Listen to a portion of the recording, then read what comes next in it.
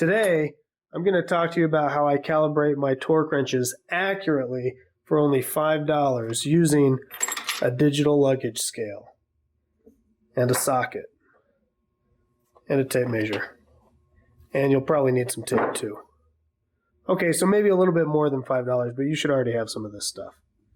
Next, take your socket, put it in your vise. Oh yeah, you're going to need a vise too. If you don't have a vise, well, I don't know, go buy a vise. Come on, you need a vise. Everybody needs a vise. Now cinch down the vise. Next, take your torque wrench and put it in the socket. Next, adjust your torque wrench. I usually like to use a value mid-range in the torque wrench. So for this torque wrench, I'm going to choose 35 foot-pounds.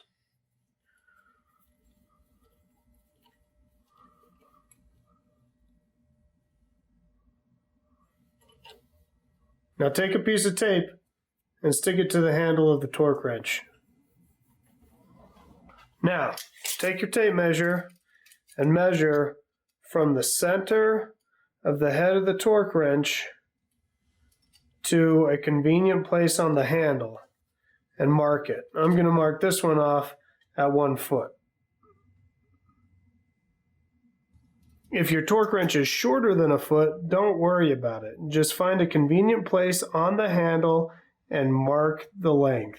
Here, I'm going to use 9 inches, and I'm going to write that here so I don't forget it. If your torque wrench is longer than 12 inches from the center of the head to the handle, don't worry about it. You still want to mark a convenient location on the handle. In this instance, we're going to do 23 inches.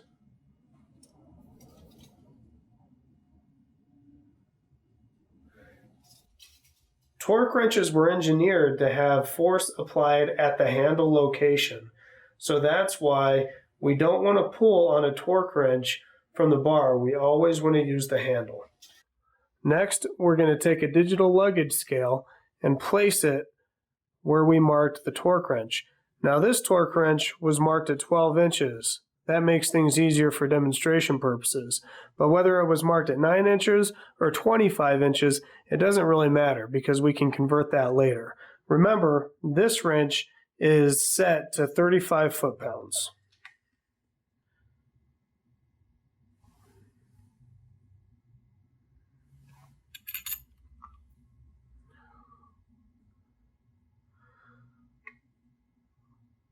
We're going to pull on the torque wrench until it clicks.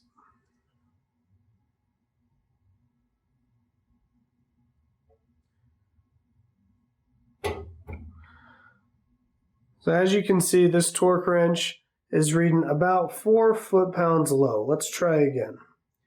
Try to do nice, smooth pressure. 32 foot-pounds that time. We'll go 3. 31. Try one more time.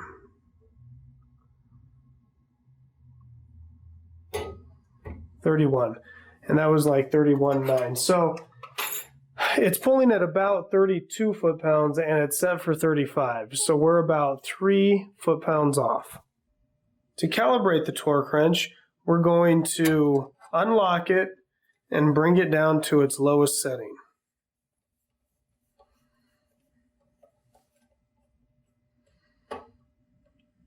Next, we're going to loosen the coupler nut.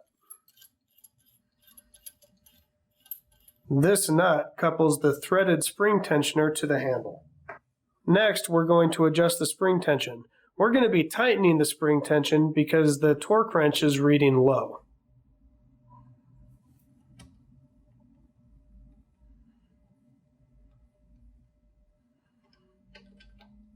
So we've tightened the spring tension a few turns. Now we're going to lock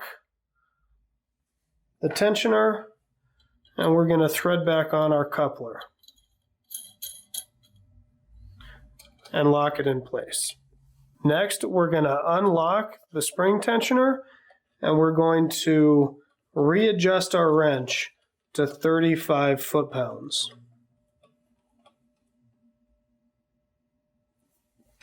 And relock it. Now that we've adjusted our torque wrench, let's try it again.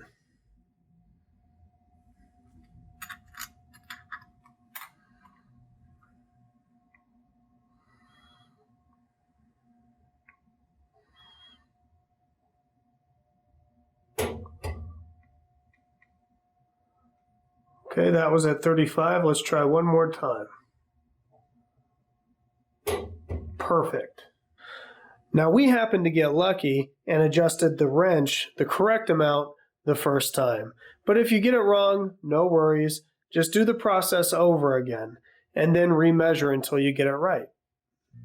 Now let's talk about a torque wrench that has the handle greater than 12 inches away from the head. This torque wrench is set for 80 foot-pounds, which is towards the middle of its range, and we've made a mark 23 inches from the center of the head. Now this torque wrench is brand new and should be accurately calibrated from the factory. The reason that I'm doing this is to show you how to calculate the torque from the scale reading when your handle is greater than or less than 12 inches away from the head of the torque wrench. Just like last time, we're going to see what weight reading we get at the click.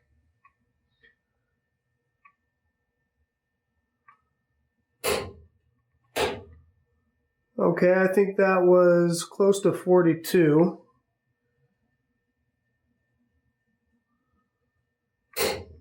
Okay, I'm going to call that 42.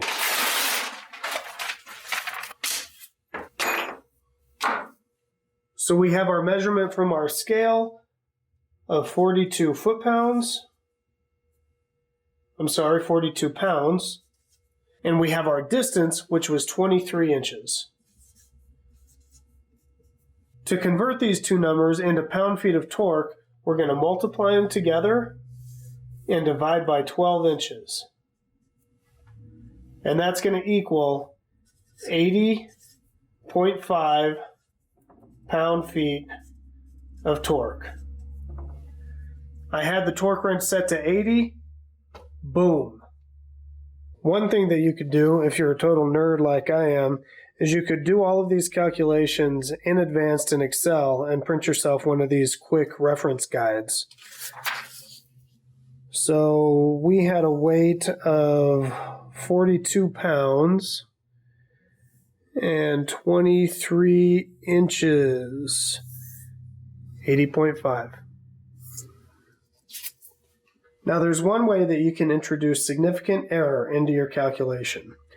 When you're pulling your scale, you need it to be at a 90-degree angle from the torque wrench. If the angle is off, it's going to throw off the amount of force that the torque wrench is experiencing from the pull. The way that you can account for that error, let's see, scale. So why am I drawing this? I already printed it out. The way that you account for this error is by taking the cosine of the angle above or below 90 degrees. I've done a couple of calculations here already, and the error that you get at plus or minus 5 degrees from 90 would be less than 1%. At 10 degrees, it'd be 1.5%, and at 20 degrees, it would be 6%.